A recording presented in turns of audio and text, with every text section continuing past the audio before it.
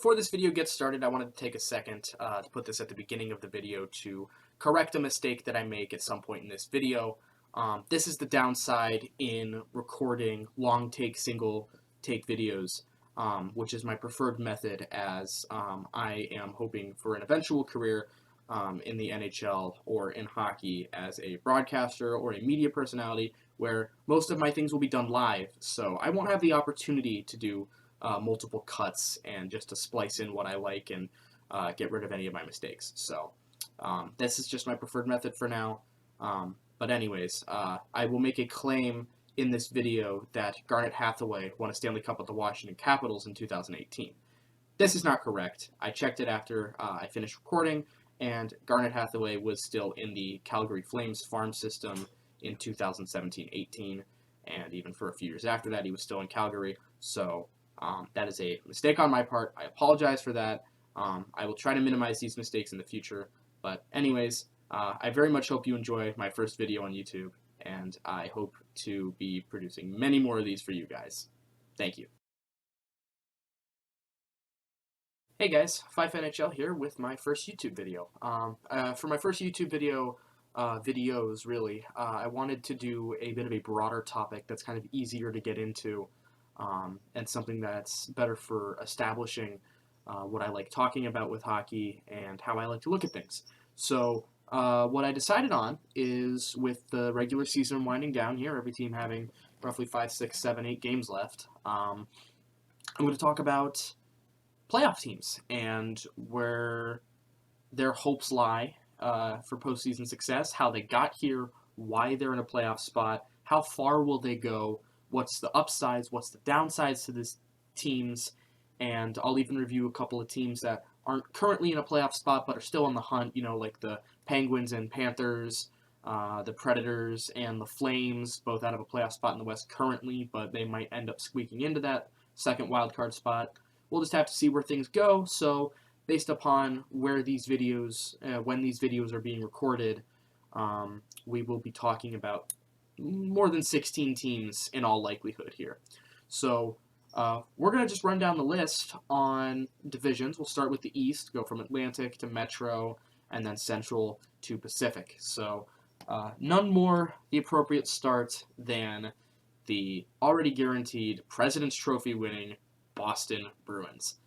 So I feel like you can't really talk about the Boston Bruins without talking about the President's Trophy win first.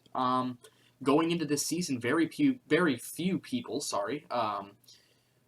really expected this out of Boston. A lot of people expected them to kind of fall off in the standings, myself included. Many people even had them out of the playoff picture with the projected rises of teams in the East, such as New Jersey and Ottawa, those two in specific. We saw that from New Jersey, Ottawa, maybe not quite as much as we expected, but with Boston's core aging, we really thought we would see a drop-off in performance. And not only did we not see a drop-off in performance, we saw a dramatic increase in it. So what's the deal with that? Well, first let's go over what we're looking at for the playoffs here. What team is the Boston Bruins? So, as I mentioned, they are the President's Trophy winner. The season is not over. They guaranteed the President's Trophy. They clinched the President's Trophy on March 30th. And the truly terrifying thing about this for the other playoff teams is the Bruins clinched their divisional spot at the top of the Atlantic and the President's Trophy before any team in the Western Conference clinched a playoff berth. That's truly terrifying, really, when you're any of the other 15 playoff teams. That's a really good time for clinching the President's Trophy. And that's not some team you really want to be running into in the postseason. But that's not all that they've done in fast time. In fact, they've done things in record time. They are the fastest team in NHL history to reach 50 wins. And that was pretty astonishing when I first heard that stat. And now they're at 60. As of today, April 2nd, with their 4-3 overtime victory over the St. Louis Blues. They have 60 wins, which means they have 2 to go to tie the NHL record with the 1995-96 Detroit Red Wings and the 2018-19 Tampa Bay Lightning. So they are currently sitting at 77 games played, with counting their game against the Blues. So they got 2 wins in 5 games to tie it, 3 wins in 5 games to beat it. And knowing how good they've been, they can very easily do that.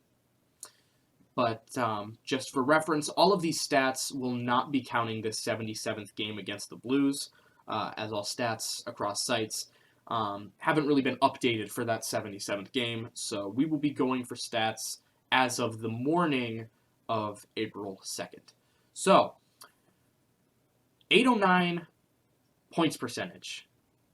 No shocker there, first in the NHL. And a positive 119 goal differential, also first in the NHL. And then, of course, 59 wins as of this morning, once again, first in the NHL. No shockers there with how they've been playing. They take first in the NHL, and you would expect the President's Trophy winning team in the NHL to be first in points percentage, probably goal differential, and most likely wins, unless they got a lot of overtime losses. But the Bruins are not one such case. So, yeah, some pretty good stats to start off, and it really only gets better from there. 279 goals for, and that is second in the league, only second to the Edmonton Oilers, although when you have as miraculous seasons as you're getting from Edmonton out of McDavid, Draisaitl, and Nugent-Hopkins, among others, it's not too terribly surprising. But we'll get into Edmonton in a later video. The other shocking statistic is 160 goals against. That is good for first in the NHL by a fairly good margin. Boston is clearly good on both sides of the puck, both the offensive and the defensive from a raw stats perspective. They're putting up a lot of goals team-wide, and they're not allowing a lot in return, and that's where that plus 119 goal differential comes from. So, as far as spread out stats are concerned, 3.7 goals per game, which is, once again, second to the Oilers, as you would expect. Team goals against average is 2.03. Goaltending stats, a sub-2 GAA is considered fantastic. For the team to be almost sub-2 is nothing short of incredible. I mean, defense and goaltending both on the Bruins side have just been phenomenal. Really couldn't get much better, but we'll get into that in a little bit. So, team save percentage is at .930, which is also phenomenal, as you would expect. Power play. Power play is currently sitting at 22.1%, again, as of this morning, April 2nd, not counting their game against the Blues. That is good for 12th in the league, which, it's not a top-of-the-line, world-beating power play like we've seen out of some teams this year, such as the Oilers, but it's definitely not bad. 12th in the league, that's a good place to be in. Penalty kill, 86.7%. That is good for first in the league once again. I think you're starting to notice a trend that Boston's first, second, or at the very least pretty high up in most of the league stats, and that's going to remain true. 86.7% penalty kill. Going into the Blues game, I believe they had killed 20 straight penalties. I mean, it's just phenomenal penalty killing work. The way that they are able to corral the puck, the movement from any opposing power play is fantastic. And that's exactly what you want in a penalty kill. Corral their movement out to the outside and have enough of an aggressive penalty kill, too, to force mistakes on the enemy power play and get possession of the puck and clear it down. So, face-off win percentage is also really high, 54.2%, second in the league, only second to the Dallas Stars. And of course, face-off wins are important, fairly obvious there. Hard to set up plays in either zone if you don't win the face-off. It certainly helps to be a good face-off team, and Boston certainly is that. And that's about what you'd expect when you have Patrice Bergeron on your team. So, lastly, for team stats, they're averaging 29.6 shots against per game. That's good for 8th in the league. Again, great defensive work on the Bruins side. Shot suppression, forcing pucks to the outside, whether you're on the kill or not. The Bruins have had really good defensive play throughout the season. And that is something that we will get into on why that's happening here shortly. So first I want to go into some player stats. Leading the players in goals, assists, and points, it's the one, the only David Pastrnak. Pastrnak this year, as well as many previous years, he just scores at will. He's a great goal scorer, but he can be a great setup player too. And that's what broke him this year into the 100-point club. Prior to this game against the Blues on the 2nd, he was sitting at 76 games played. He's played every game for the Bruins this year. 56 goals, 46 assists, 102 points.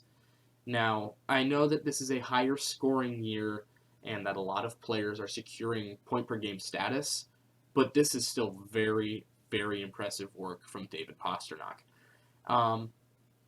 And going down from that is a pretty big drop, but not surprising when you put it into context. So second in points is Brad Marchand with 20 goals, 43 assists, 63 points. The asterisk here is that it was in 67 games. Now he's played in his 68th against the Blues. So he's running a bit behind.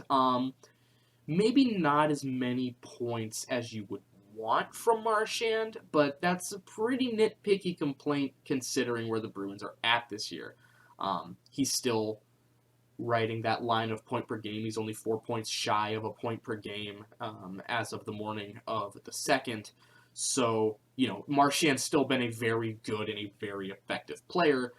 It's just he's not in that 80, 90, 100-point range that we've seen from him before. Moving on, we've got, of course, St. Patrice Bergeron, who is sitting at 27 goals, 30 assists, and 57 points in 74 games played. And Bergeron would have played every game this season, but he's had some rest days given his age. So still a very impressive performance out of the 1C and the now captain of the Bruins since Zdeno Chara's departure. The impressive thing about Bergeron is that his game doesn't seem to age. Bergeron ages, his game doesn't. Once again, phenomenal defensive play. It is so hard to score on the Bruins when Bergeron is out there. And for good reason. There's a reason why he has so many Selke trophies. He's just that good defensively. And of course, you can't exclude his offensive prowess either. He's close to 30 goals. He might hit 30 goals again this year. And 57 points in 74 games is very modest, but a very respectable output of points from a player at his age. Then we also have Jake DeBrusk. DeBrusk has certainly been a story for the Bruins this year, as last year he spent a decent portion of it complaining that he wanted out. It's not a secret that Jake DeBrusk had requested a trade. And, there are theories that a good driving factor behind that trade request was the previous coach of the Bruins, Bruce Cassidy. That didn't end up happening because Cassidy was let go in the offseason. And he was replaced with Jim Montgomery, who we will be talking about shortly. And since then, DeBrusk has rescinded his trade request, and he has put up 24 goals, 23 assists for 47 points in 58 games. So DeBrusk has been out for a bit of time, but that has not stopped him. That has not slowed him down. For DeBrusk to have this season is a huge, huge boon to the Bruins. Yet another player who might be lapping at that 30-goal pedestal, if you will. Just another player who's had a great season for the Bruins. Another player that I have to mention is Pavel Zacha. Pavel Zacha was a player that the Bruins had acquired from the Devils at the beginning of this year.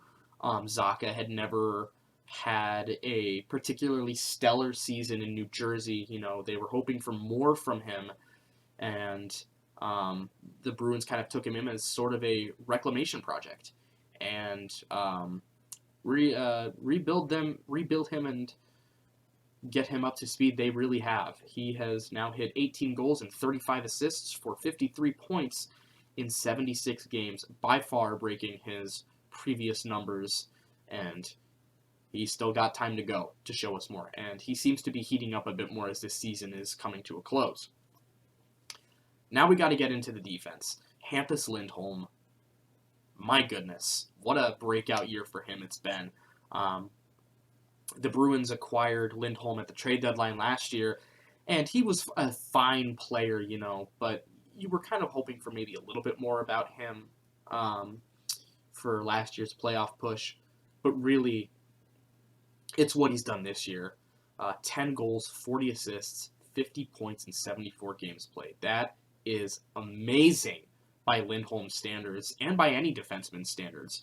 Really can't sell short the incredible achievements that Lindholm has brought to the Bruins. And not only that, not only is he putting forth an effort on the offensive side, he is playing fantastic defensive hockey too. Like I said, Lindholm's efforts and contributions to this Bruins team this season cannot be overstated. He has been a revelation on the blue line for the Bruins and a complete boon to this team's defensive depth. And then, of course, you cannot talk about the Bruins blue line without Charlie McAvoy, who has hit 7 goals, 43 assists, also 50 points, like Lindholm, the difference being McAvoy's done it in only 63 games played. Also missing some time early on this season, McAvoy, as per usual, has been a very impressive defenseman. Personally, I think he's a bit of an underrated defenseman. I think he should get more credit for what he does and what he brings to the blue line on Boston. So, but with Lindholm's breakout now, you have a pretty dangerous 1-2 punch on that blue line in Lindholm and McAvoy. And now we have to get to the two that really help put this team together, the goaltenders. Starting with Linus Ullmark. When the Bruins acquired Ullmark last season, you were hoping to see him continue the trend, the upward trend he was having in Buffalo. And he had a fine season. He wasn't anything particularly stellar, but he was good. He wasn't bad. And boy, this season he has really taken that to a whole nother level. 46 games played for Linus. He has 37, 6, and 1 with a 1.88 goals against average and a .938 save percentage. Those numbers are obscene. Incredible. Just phenomenal goaltending out of Linus Ullmark. Whether you give it the eye test, whether you look at normal stats like GAA and save percentage and wins for a goalie, or you can delve into advanced stats like goals saved above expected, GSAA per 60 minutes, etc. They're impressive stats across the board. Linus Ullmark has had a phenomenal season, and at this point in the season, and for some time now, the Vezina Trophy has been virtually his to lose, and not really many goalies are competing with him for it. But we also have to talk about the backup. Jeremy Swayman is in his second full season in the NHL, and he has played 33 games. He is 21, 6, and 4 with a .224 GAA and a .919 save percentage. Excuse me. Those are also very impressive numbers when you especially take into consideration that Swayman is the backup goalie, putting up good numbers for a starter in his second full NHL season. Those are great numbers.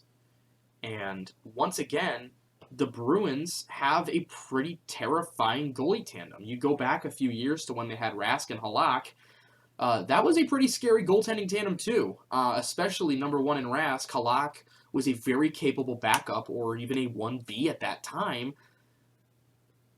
And now they're right back to having it. Rask's career ended very unfortunately. Halak's now in New York. He went to Vancouver for a season. Now he's in New York with the Rangers. And now you've got Ullmark and Swayman, and we're right back to having a very dangerous 1-2 punch on the back end for the Bruins. So, How have they built upon this? Let's go over their deadline acquisitions. First and foremost, Tyler Bertuzzi. Bertuzzi is kind of that prototypical Boston Bruins player. He's got the skill, but he's also got that grit and sandpaper to his game that you've come to expect out of the Boston Bruins lineup. He fits in perfectly with that team from a prototypical outside perspective. And at first, it seemed like he was a bit struggling to get his feet going, and you see that quite often with deadline acquisitions. They take a bit to get accustomed to their new team. It's a different style of play, different supporting cast. Really, whether they're a star player or a fourth liner, whether you're a Bo Horvat or a Tanner Jeannot, you can struggle with your new team. It's not a surprise if it happens. But Bertuzzi has been turning it up a little bit as of late. In 15 games played with the Bruins, he's got 2 goals and 6 assists for 8 points. Not huge production out of him, but like I said, he's turning it up, and I would not be surprised to see him really hit another gear in the postseason. Just some more middle six depth to add to the already scary Boston Bruins team. For them to have Bertuzzi, it's all that more terrifying. Next, we've got Garnet Hathaway, who in 19 games has put up 3 goals and 2 assists for 5 points. But that's not really why you add Garnet Hathaway. You add Garnet Hathaway to the grit and the veteran presence and leadership experience in the postseason that Hathaway brings. Hathaway has won a Stanley Cup. He won it in 2018 with the Capitals. And, you know, the grit and sandpaper that he adds to that already gritty, sandpapery lineup is why he's there. And he's already fit in pretty well with the Bruins, and he's been doing what he does best there. Lastly, also coming over in the same trade that brought over Hathaway, more of the centerpiece that was coming the other way for the Bruins, the one, the only, also from the Capitals and also winning a cup, Dmitry Orlov. Orlov has been a great fit in Boston. He's up there in age, but he's really starting to find his game here in Boston again, really bringing some more to his career. With 18 games played, he's got 3 goals, 11 assists, and 14 points. So almost a point per game in Boston. 14 points in 18 games is fantastic. As if Boston needed to get stronger on the blue line, Orlov comes in, and now Boston has an absolutely terrifying top 4 on defense with McAvoy, Lindholm, Brandon Carlo, and Orlov. It's truly scary how good their blue line is and how good a job this team has done at improving their blue line depth, especially in that top 4. To see Orlov putting up points the way he used to see Carlo still playing that amazing shutdown defensive hockey, to see Lindholm doing both of those things very well, and then to see McAvoy doing what McAvoy does best and playing the hockey he's come to expect. We've come to expect out of him. The Bruins have a very scary defensive setup. So what happened here? Like I said early in the video, a lot of people expected Boston to take a step back with their aging core and their cap situation. A lot of people really expected them to take a step back, maybe even fall out of the playoff picture, myself included. So what happened? What went right here? Well, first and foremost, we have to mention Jim Montgomery. Jim Montgomery, this is his first season as a head coach in Boston. He left his position in Dallas to deal with some personal issues. Very happy to see him in the league again. And, when Montgomery was in Dallas, I thought he was a fine coach. I didn't think he was particularly spectacular. I didn't think he was bad by any stretch of the imagination either. But, he was a decent coach, and there wasn't anything particularly wrong with him. And I certainly don't think that he was any problem in Dallas. This was a time where Dallas was a playoff team, and they didn't really meet expectations. They didn't win a cup with Montgomery behind the bench. Certainly, they haven't won a cup at all with this current core. But Montgomery was not the problem there, in my opinion. And so he comes into Boston, and after they had gotten rid of Cassidy, I figured, maybe they just need a new voice in the room. And maybe Montgomery could be that. I thought it was a pretty good move. I didn't think it. I wasn't blown out of the water by it. I don't think anybody was, really. But, man, any doubters that Jim Montgomery may have had, he's probably shut them all up by this point. So, this is, again, his first season as a head coach with the Boston Bruins. And he has set the record for most wins by an NHL coach in their first season with a team, whether that be a new team or their first time coaching in the NHL. He has set the record now. I believe he had to pass Mike Babcock's tenure with the Red Wings in order to do that. So Montgomery has galvanized this team. Regardless of how you look at his coaching style, you can really see on and off the ice that he has galvanized this team. This team has gotten closer together since Montgomery has taken over as head coach. You can see the belief he has in the team and the belief they have in themselves. And that is largely a result of Montgomery, and the results don't lie. Just as Linus Ullmark is pretty much the runaway Vezina candidate, I would be surprised if at this point Montgomery was not the runaway Jack Adams candidate. We do have some other coaches in the NHL that are doing really well with their teams for their first time in the teams. There was some coaching switch-ups in the NHL at the end of last year, but as impressive as some of those other coaches have been, Montgomery has just taken that another step further, and I would be very surprised if Jim Montgomery did not win the Jack Adams this year. So what else has gone right? Well, looking back, I think a lot of it has been their acquisitions over the last few years. I have to give credit to Don Sweeney and Cam Neely. I know that they have been a fairly controversial pair over the last few years. And if you want to judge them for their decision this season with the Mitchell Miller situation, I think you were certainly justified in doing that. I think they definitely deserved the fire they came under for doing that. I think it was a very ill-conceived move to do that. And I certainly don't think it was earned by Mitchell Miller, but that's an entirely different situation. Regardless, Sweeney and Neely have also taken a lot of fire for what they've done with this team. I think a lot of people disagreed with the direction that Sweeney and Neely were taking this team. But if you look at their acquisitions over the past few years, most of the names you're seeing step up beyond the Bruins stars are fairly recent acquisitions over about the past 5 years. Look at Charlie Coyle, Taylor Hall, Hampus Lindholm, Pavel Zacha, and the list continues. Calling up Jeremy Swayman from the AHL, Nick Foligno starting to find his game again on the bottom six with Boston. More of that veteran leadership. All of those moves that they've made over the past couple of years, maybe they didn't make immediate impacts, but this year they are certainly making a difference. And I would be hard-pressed to call out any particular player on the Bruins and say, you are doing a bad job. I would be hard-pressed to look at any player on the Bruins roster and say, you're not doing a good job.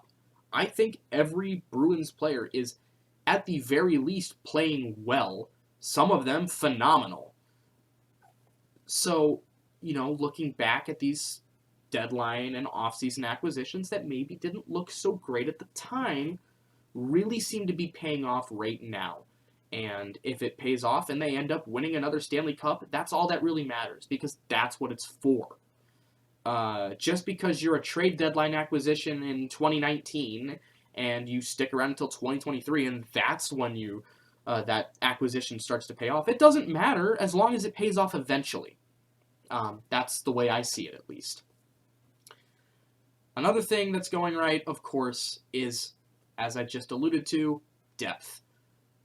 Depth has been an issue in Boston for a long time now. It's been what many people argue was been the number one problem with the Bruins. And if this were any other year, this would be something I'm talking about as a bad point for the Bruins.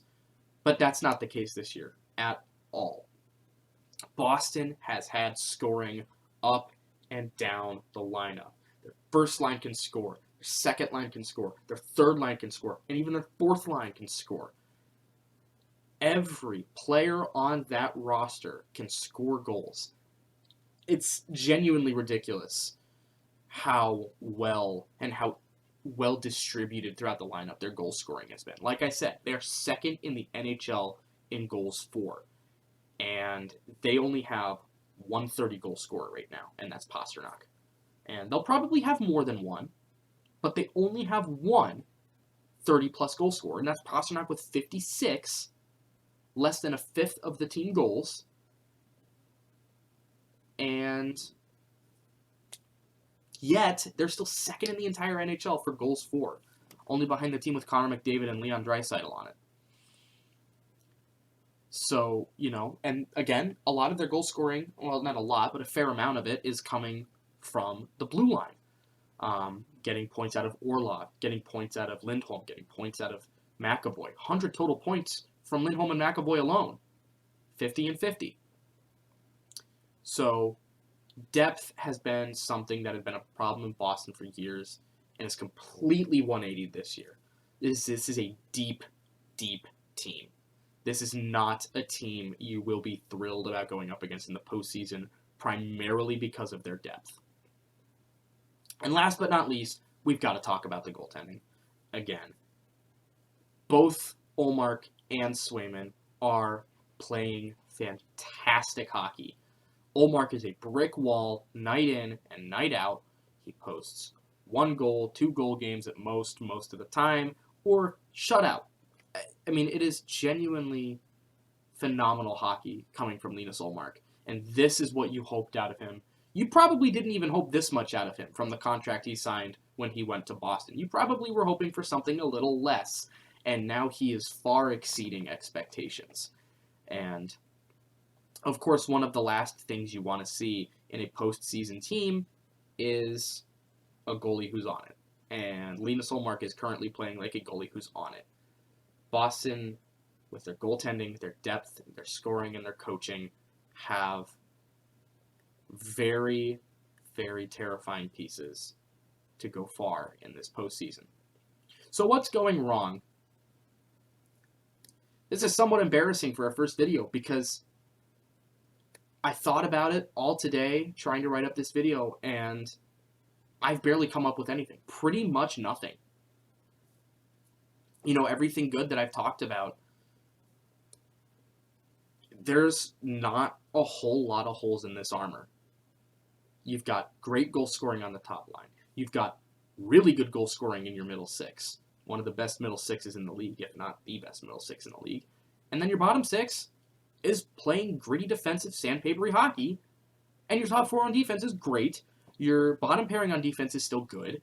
Your goaltending, whether it's your starter or your 1B/backup in net, whether it's Ullmark or Swayman, you don't have to worry that much because they're both great goalies playing great hockey right now. Really, the only question mark is, will this continue in the postseason?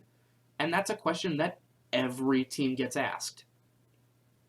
The one thing that I've really been able to come up with is not Boston's fault at all. It's expectations. That one word that can mess up many teams, and we've seen it in the past, it's expectations. This team is rivaling the 96 Red Wings and the 19 Lightning in terms of wins. They need 2 more in their final 5 games, which is easily achievable. If their points percentage is anything to go off, they will likely win 3 or 4, if not all 5 of their final 5 games. And you look back at the 96 Red Wings, did they win the playoffs? No, they went fairly far, but they didn't win. Didn't matter. That 62-win season didn't matter because they didn't win the Cup. And then, of course, the 2018-19 Lightning. Most hockey fans know what happened to the 18-19 Lightning. They got swept by the second wildcard last team in, Columbus Blue Jackets. The first professional sports team to win their respective league title and not win a single game in the postseason in North American professional sports. Expectations can be a killer. Expectations can be very dangerous. Just because the Bruins are playing fantastic hockey up and down the lineup right now does not mean they will win the Stanley Cup. maybe this would be a different conversation in other sports. I know basketball is criticized often for having low parity, but the NHL has higher parity than that. This is not a guarantee by any measure. Any of these stats that I've got here up on my computer screen, all of the wins that Boston has had, you could argue that it means virtually nothing. Obviously, it doesn't mean nothing. It means that they have secured the President's Trophy and will be playing the second wild card in the East, which means a significantly weaker team in the first round on paper than some of the other teams. But nothing in the regular season matters if you can't translate it over to the postseason. Regardless of what anybody says, in my opinion, postseason hockey is an entirely different animal from regular season hockey. That can be good for some teams, that can be awful for others. Some teams just aren't as well built for playoff hockey as they are for regular season hockey. Regular season is a marathon. Postseason is a sprint. And during that whole sprint, you're getting beaten down and bruised and battered and shelled with vulcanized rubber pucks. It is brutal to go through a full-length postseason. And your team has to be built for that. So, last but not least, how far will the Bruins go? I think bare minimum expectations for this team has to be at least the conference finals. Now, obviously, expectations for the team and for the fan base have to be cup or bust. After a season like this, it's got to be cup or bust. But I will be honest, as of this moment, they are not my pick to win the Stanley Cup, currently. I will reveal that in a later video. I'll hold on to that for now. It might change. It very well could change before the playoffs. But currently, I would say at the very least, conference finals. Anything less than the conference finals is a total, complete failure. You're looking at their second round opponent is guaranteed now to either be Toronto or Tampa. Both very strong teams. It doesn't matter. With the season they've had, it doesn't matter. You need to, at the very least, make the conference finals. And you should probably make it past that. This is a cup or bust season, especially when you consider that this is very much, this turnaround also very much exudes the energy of a last dance. Bergeron signed a 1-year contract. Krejci came back from overseas. This really feels like a last dance situation for the Bruins. How do you want to go out? How do you want your now captain and loyal St. Patrice to go out? I have to imagine for everybody in Boston that's a Bruins fan, the full locker room, management, coaching, it's cup or bust. I would not at all be surprised to see them in the Stanley Cup Finals at the end of April. Not even a little bit. With how their lineup has been playing, how their goaltending's been, how their depth has been, how their scoring has been, how their defense has been, how their special teams have been. Special teams are a very important and underrated precursor, potentially a precursor to how a team can perform in the postseason. Often, if your team, even if they're at the top of their division, if they don't have good special teams, they can struggle in the postseason. Boston has good special teams on both the power play and the penalty kill. Combine that with everything they've got, it's going to be pretty easy to put them in the Cup Finals in your bracket challenge, I can tell you that much. Regardless, the Bruins have had a fantastic regular season. Congratulations to the Bruins. Congratulations to Jim Montgomery for everything that they've accomplished so far. And for their fans, I hope that they go further. And I hope that maybe we see Bergeron lift that cup one more time. We'll see. So, I would like to hear what you guys think. Do you agree with me on any of this? Do you think that I'm a complete fraud and a quack and I'm totally wrong about everything and here's why, X, Y, Z? I would love to hear it in the comments regardless. And if I see some good comments, I would love to reply to them and start a discussion. If you enjoyed this video and you want to see more like it in the future, I would really appreciate a like. Again, leave a comment. Tell me your thoughts. What do you think of this? Do you agree with my assessment? Do you think that my assessment that they'll make it roughly to the conference finals is wrong? Do you think that they're a guaranteed lock for the finals? Do you think that they're in for a first round disappointment? I would love to hear it. And lastly, if you really enjoyed this video, please consider subscribing. I'm very happy to have released this as my first video. This was a lot of fun to do. I can't wait to do more of these in the future, and I will get to the other playoff teams here over the next few weeks. So once again, thank you so much for watching, and I'll see you guys soon.